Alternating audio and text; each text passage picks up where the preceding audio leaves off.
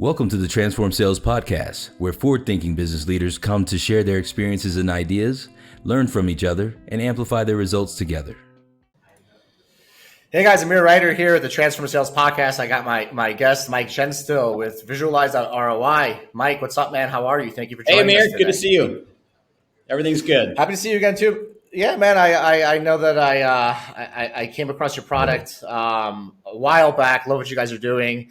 And it'd be great for people listening. We got a lot of buyers and sellers of software that come to the CloudTask marketplace. And, you know, I think we have a changing market where there's a big focus back on the ROI, value selling, and you're the expert. So it'd be great to have you here and learn more about, how'd you find this company? What was the spark that gave you the idea?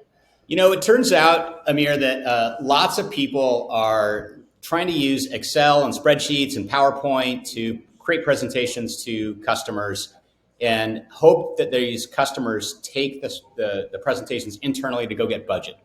And it's a clunky process.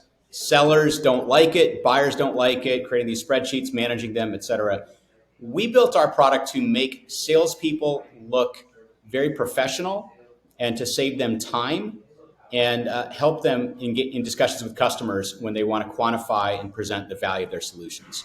Was it something you experienced as a buyer where you were like, man, I'm buying the software and like these guys are using this clunky ROI and they don't know how to sell their product. Let me solve for it. What happened first? Yeah. The idea or you came across the problem? I came across the problem as a person. You know, I was evaluating different things that I was trying to purchase, and I was creating a number of spreadsheets myself, and I was trying to manage these spreadsheets. And it occurred to me, like, why can't I go to a salesperson or go to their website and try to, look at something visually appealing that allows me to engage and do some analysis? And it just so happens there's a huge market, and lots of companies are facing this problem. Yeah, well, especially now, I think at first everybody was hire at all costs, buy everything at all costs, right? And I think it's like what features and benefits. Now it's also features, benefits, payback model. It's like waving two at the same time to compare, right? Because it's not just about the features; it's also about the investment you make, the ROI, money saved, money made. There's so many different flavors these days. I love that you're building a tool to help salespeople because right now, if you look at the market, there's an explosion of tools to make meetings. You got the sales loft, the outreaches, audios. You got an explosion of tools to analyze meetings, right? But who's out there helping sales reps actually sell better and sell value? And that's you guys. And that's kind of why we partnered with you and why we're talking. How do sales reps themselves get value from your product? Like, what are they doing differently now? Or is it that just spreadsheets have gone away, or is it that they just have, are they just able to communicate to a buyer community in a different way with your tools that they weren't able to in the past? Yeah, it's a couple things. It's both efficiency and effectiveness. On the efficiency side, it used to take sales reps a couple hours to pull down a spreadsheet, type in some numbers, transfer the data into PowerPoint, and put that in front of the customer. And then, unfortunately, they'll send that PowerPoint over to the customer, and they won't even know if the customer opens it up or if they're looking at the numbers or if they believe the numbers. So our solution saves them time. They can literally click a button in their CRM, whether it's salesforce.com or something else, and it'll launch our application. It'll pre-populate the tool with data from the CRM, and it'll automatically give the sales rep a back-of-the-envelope savings estimate for the customer, as well as allow them to do the pricing. And then I can send a link to the customer, and it will automatically help the buyer understand what the value is, and the buyer can play with the assumptions, they can change the numbers, et cetera. Do you find that in the past, buying committees were smaller, right? You only had to convince maybe the person you were talking to, and then as buying committees have grown, that behind the scenes, some of the things that leaders don't notice is that an account executive is talking to a potential buyer, not realizing he's got a buyer committee. They're not giving them, they're giving them features, they're giving them case studies, but they're not giving them the model of why to buy. And now your tool is something where the account executive talking to a potential buyer can create this model that they can then show to the whole buying committee to make a faster, more educated decision. And it's like that. No one sees this happening, so they don't realize what's happening. But that spreadsheet you're making is getting sent to executives who are just looking at it and laughing because it's not done correctly. Is that kind of like what people don't see that you guys fix? Yeah. The big idea is that you can send a link to the customer and the customer can share it internally. And each of the people in the decision-making unit can share it, change the numbers, see what's changed, and they can each have their own version of it. And then the sales rep can actually say, hey, Bob, who's the CFO, typed in these numbers. Sandy, the head of HR, typed in these numbers. And then the sales rep can say, okay, I think Bob's probably accurate on what their cost structure is. Sandy may be accurate on what their hiring plans are. And so I can accept the appropriate values into the overall model. And I can then incorporate that and generate a final value estimate and presentation with a single click. So that's the other piece. With one click, I generate the full, whether it's one slide or 10 slides or a full word presentation or proposal that has all of the numbers and all the visuals dynamically included. So we're saving the sales rep several hours and then making their overall process with the customer more effective because it's more collaborative and the customer can change the numbers themselves. Also, probably more accurate, right? Like, how often do you think buyers and sellers are creating their own tools in the back end that are potentially incorrect, right? Like, you talk to a potential buyer, you give them information, now they're making their own spreadsheets, they're making their own tools, and they got it wrong, right? And they're circulating they're circulating the wrong information, and you don't even know about it. Is that happening, and people just don't talk about it, and that's impacting the speed of sales and the closing rate? Because I could see that happening. I could see people making their own tools. Yeah, what we find when we walk into a company with 20 or 30 or 40 salespeople is you'll have a couple salespeople that are creating their own Excel spreadsheets, and the VP of sales doesn't know who's doing what, and the spreadsheets may have errors, they may be out of date, et cetera, et cetera. So with our platform, you get consistency and unification. You have one platform where either the VP of sales can log in or the sales rep can log in, and everyone has the latest and greatest. It incorporates the latest and greatest marketing materials and assets and PowerPoint materials. So you really are putting your best foot forward and getting some consistency. And when a sales rep wins a deal using the tool, that sales rep can send a link to the whole sales team and say, hey, this one worked. You can pop it open. And then other sales rep can copy it and start using it immediately because it's a template that then gets used by the organization. So in a way, it's also ability for software sellers that are selling on value to kind of control the buying process, right? To kind of control the behind the scenes, not control. I'm not saying dictate a false narrative, but keep it together, keep everyone on the same page, right? Versus just the fancy graphics of a beautiful proposal. We used to live in a world where sending a proposal with Panda Docs or Get Accepted, being able to talk was cool, and that's just kind of fluffy. Now it's like, what am I getting out of the product? Is everybody aligned to it? Because something that we don't talk about or haven't talked about now is even customer success, right? Like, what happens if a customer buys your product with the wrong assumptions, wrong models, they're probably going to churn, right? So this also, listening to you sounds like it's something that helps accelerate an account executive's ability to sell faster, but also probably for the right buyers to buy, right? Like making sure that someone, has their math straight, and that probably affects churn, which is a big deal as well. Yeah, exactly. That's an increasing use case, Amir. I'm glad you mentioned that. So CSMs have to be creating quarterly business reviews. They have to be creating renewal presentations and proposals. And they really desperately want to be able to communicate the value that the customers realized over the past 3, 6, 9, 12 months. And right now, again, that's a very manual process. And the materials that they're creating don't look that good. And again, they're not consistent. So our application allows VPs of customer success to equip their customer success organizations to, again, save time from dynamically creating quarterly business reviews and then embedding the business value realized logic and charts and graphs inside of them. And it's an increasing use case. So we're super excited about it. Awesome. So you guys are in the front line with account executives, their conversion rates, right? Their speed of sales, right? That's kind of the two things that you're really solving for. Obviously, The customer success use case I picked up because I think about these things.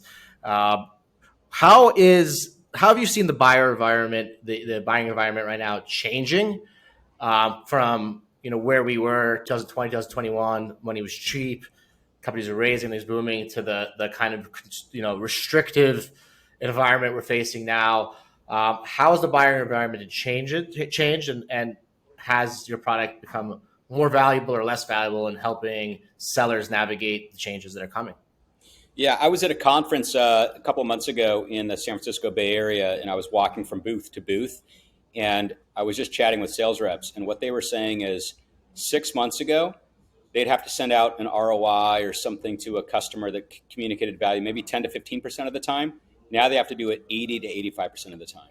And the reason is CFOs are locking down expenses. They're locking down hiring plans. In some cases, companies are laying people off. And they're locking budgets on procurement for different items.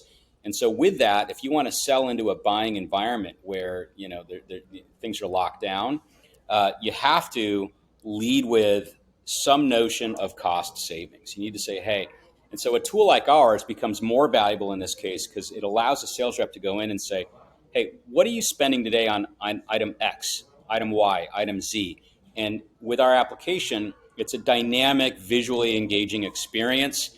And the buyer won't always share all that information with you, but it allows the seller to kind of pre-populate the tool with something. And then if the buyer wants to add more information over time, you can. And it allows you to quickly show, if you will, like a stack bar chart of here's your cost today, A, B, C, D, and E. And with our solution, it's going to compress it down to 60% of that or 70% of that. And it allows the buyer to kind of play with those improvement assumptions. And then it makes your service, immediately appealing to a CFO. Again, if it's credible that you can deliver those cost savings. So if our product is configured in such a way that it allows you to kind of discover the buyer's current environment and their current cost structure, it's extremely powerful. And it's pretty easy to set it up this way by taking your existing discovery materials, because you're already asking probably a lot of the right questions. You're just not capturing them in a format that makes it easy to do those calculations and presentation. And our software allows you to do that pretty easily. That's great. Do you see that people right now are responding more to cost savings or profit making when it comes to the procurement of software? Yeah, we tend to see 4 buckets of value. Cost savings is number 1. Making more money is number 2. Number 3 is risk mitigation, like taking risk out of your system. And number 4 is productivity, like helping your people be more efficient with their time. And in that order. Well, generally, those are the 4 buckets. And I think the priority changes over time. Right now, cost saving is the absolute top priority. Productivity kind of goes to 4th place because CFOs don't give you a lot of credit for saving somebody 2 hours here, 4 hours there. The revenue acceleration, if you can truly do an attribution of your value to revenue acceleration, that's awesome. And I want to talk for a minute about that because it relates to some of the stuff you and I have talked about. And then the 4th is the risk mitigation. And depending on your category, that may or may not be super important. Cybersecurity risk mitigation versus healthcare risk mitigation versus HR risk mitigation. All of those have different weights and ways of looking at it. But on the revenue side, Amir, one of the things you and I have talked about is if a company is in the business of helping other companies get more leads or close more deals or make more money, if you can show visually based on your experience as a vendor, hey, if you said something like, hey, I have 50 customers that I've talked to or surveyed in the last 6 months, and on average, I'm getting them 4 more meetings a month. And then I can apply that to your business and say, hey, on average, I'm getting these kinds of improvements. And here's some case studies and testimonials that point to that. Here's what that would mean for you in terms of pipeline generation. And these customers will vouch for that. And you can show that visually. It's very compelling. But having that backup and the case studies is really important. Embedded videos is really important. Then it comes to life. If you just make it numbers, people are like, okay, I've seen those numbers before. It's not as credible. But we're embedding visuals and case studies and testimonials. That makes it come to life. And that makes the revenue side really, really compelling. Yeah. So to what you just brought up, we partner with you guys. We use you guys. I think one of the things that we have seen is that, we're able to show companies that have a higher average contract value, call it 50,000 or 100,000, that this magical number of 15 meetings per month is just actually distracting them. And we're able to actually show that 5 meetings per month with a 10% conversion rate over a year can have a 600% ROI. And they visually see that. Yeah, they visually see it, and they all of a sudden become more comfortable. Like, okay, cool. I don't need 15 meetings that close at a 5% conversion rate. I need 5 that convert at 20%, and I make 60% ROI. I've been able to show people actually that have fired sales agencies. So our model, we're a marketplace helping buyers and sellers, right? We've actually had buyers come in saying, hey, I hired a sales agency and they made X amount of meetings over 90 days, and we fired them because it wasn't 15. And then we show them with your tool the whole 12 month, and we're like, if they kept doing what they did, they would have an 800% ROI. Why did you fire them? And they go, we didn't know that they would have an 800% ROI. So it's like fear takes over, right? When they can't see the glide path. So it's interesting because I think what I like about what you're doing is that there's a constant in technology, which is if it's not faster, cheaper, or more efficient, you're probably candy and you're probably going to go out of business, especially this market, right? So I think a lot of people did a lot of great times creating this innovation, but not a good enough time showing people the visual of that, right? The change, right? It's the same thing that you could be a 400-pound person who loses a gram of weight per day. I don't know where I'm making this up, right? And then like a year, you're down to like 216, and you're good. But like you want it now and fast, and you can't see, you can't visualize. But if you could visualize your body going from like this, obese person, but over time you're gradually going to get cheaper, you probably would stick to that regimen. And I think that what you're doing is holding people, you're giving people a framework for why you should buy, right? And where the changes will come. And what it does is I think it sells things faster but more accurately, right? I think as leaders, you and me, like I'm less interested in the sale, more just in the impact, the business impact, right? And I think that where we use these words, value selling, right? Like, what does that really mean, right? And it can mean a lot of different things to different people, but to you, it means showing people the effect of the purchase and how little tweaks are made, right? Which is awesome. Yeah, I mean, any personal story? Go ahead.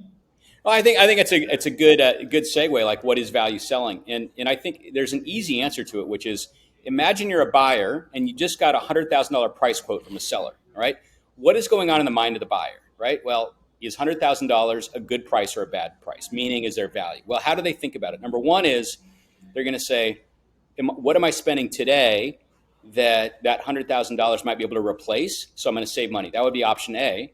Option B is, hey, I'm only going to have to spend $100,000 to get $1 million in new sales. That sounds like a good deal. Would I spend $100,000 to get $100,005 in new sales? Probably not. That's not good value. So there's some ratio. Well, why not? If you get a 10x on your revenue and you spend $100K to get $100K revenue and it's worth $1 million, why would you not do it? Exactly. I didn't mean to cut you off. No, back to your whole thing. Sometimes you don't need an ROS, return on sales. Sometimes you're looking for valuation. Right. Yeah. So buyers have these ratios in their mind, and as sellers, if we have a little bit more empathy for what the ratios are that the buyers are thinking about and how they have to position it internally, because you always have to remember the person you're selling to typically has to go take this to a committee. And the committee's going to say, this is $100,000? Well, how do we justify that? And the person's going to have to be able to quickly say, it's either going to save me $200,000 or it's going to get me $1 million back. If they can't say that, if they have to talk for 10 minutes about it's going to solve problem A, problem B, problem C, well, then the committee is going to say, okay, well, how much is problem A costing us? How much is problem B costing us? And they're in this endless cycle, and then the deal doesn't get done. And so that's value selling. It's equipping your buyer to very quickly and articulately communicate to their committee the value in terms of savings or benefit. It rolls off their tongue in the context of your price. Yeah, I experienced the opposite of value selling. So it was interesting because we met, we had a conversation. We started using a product, and then I had a company that slid us something. I forgot what it was. It's like a fintech as a service company. They raised a Series B, and I met with the CEO. And all what he did was like he showed me a presentation of like you becoming a bank. Now you have credit cards, you got Bitcoin, all this stuff. And it was like $10,000 a month for it, with the concept that like you can open people's bank accounts, credit cards, and you earn money on what you give them. And the whole time I was talking to him, I was like, I know that you pay X and you make X over time, but what you're telling me is all about you. Like what he was telling me was all about like these fancy words like Bitcoin, fintech as a service. We raised the Series B. Like he told me that, and I was like, I don't give a fuck about your $65 million. So how does that help me? And I remember that I was thinking, I was like, how are you selling this product with buzzwords and features? It basically means you spend 10K, you get X amount of customers, you make 9K, you're negative K. Here at month 15th, you start being profitable. Now you make money and you're giving people faster, cheaper, more efficient access. And had he done that, I would have actually been interested. And then I think I mentioned you guys to him, and he was insulted, because people are insulted with the truth, right? But anybody who's listening, guys, and I mean to be direct, if you're a company that is considering hiring sales freelancers, sales platforms, sales agencies, you're a CloudTask, you're listening to this, just consider that one of the biggest mistakes that buyers make with selling sales service is that they sell about them and their features. I am this, I am that, right? Versus what you do. Like Visualize.io is like, we help you sell faster and help you control buyer committees. How do you do that? With our tool, right? Versus our tool first, right? So it's like, interestingly enough, that we all need to start listening. We all need to be doing value selling. We're all kind of helping each other. We're all middleware, but connecting the glue. So like for me, like, I asked you what gave you this idea, and it was kind of like almost a trick question. I was like, someone tried selling Mike on features, and he was like, man, has this guy give me a nice numbers? I'd buy, because I experienced that as well too. Anybody who's listening, I know that we partner with you guys. We create a go-to-market tool for free for people to build their tool. We partner with Visualize.io. You guys can use it. You can find it on my link tree. You can find it on my blog articles, right? You can use it for free. We also value him for an ROI calculator, knowing how many meetings you need over time to get an ROI. But anybody who's listening to this, if they just want to contact you directly, if they want to learn more about how you can help them in this changing market sell faster and more efficiently, how can they reach you and how can they contact you? Value at ValueCore.ai. Very simple. Value at ValueCore.ai. And folks, I appreciate you listening. I bet you many of you have kind of some sort of Excel sheet that kind of helps you calculate ROI, or maybe you have a pricing sheet. You probably have some discovery questions that you train your sales reps on. If you just have those basic assets, we can get you up and running pretty quickly in an elegant, collaborative, visually engaging tool that your sales reps can use that'll just make them look more professional and help your buyers quickly understand the value that you're delivering to them. And it's critical in this environment. Yeah, and it's one thing that people need to remind you too, because I know this, right? If you have a conversion rate of 10% and you are obsessed with making more meetings, trying to outsource sales, trying to hire, consider the fact that if you had a 20% conversion rate, that would be double your meetings, right? So it's like, for me too, I'm like, we live in a world, I think, with efficiency. So I think that we should be focusing on having fewer account executives that are highly equipped, that have higher conversion rates, right? Because that's kind of the world we're living in. So unfortunately for this market, we're in a restrictive market. We might be in a recession. Fortunately for you guys are in the right place at the right time with the right product. And hopefully you can help out some of your fellow technology leaders sell faster and more efficient in this market. So thank you for being on the show, Mike. And it's really nice having an expert in value selling, not only build a tool, but be able to share content and tools. Anybody listening to, we link to some beautiful free tools that Mike created. So if you look at a blog article that I'm going to put in the body of the podcast, you can see multiple examples that he's made for multiple industries, which is great because you could easily see what it would look like to arm your sales reps with this kind of tools, which I like because I'm a big see it to believe it kind of guy. So thank you for providing those beautiful examples. And everybody listening, thank you for tuning in to the Transform Sales podcast. Mike, go help some people sell, man. Thanks, Amir. Great to see you. Mission. Likewise, guys. Take care. Bye-bye. Take care. Bye-bye.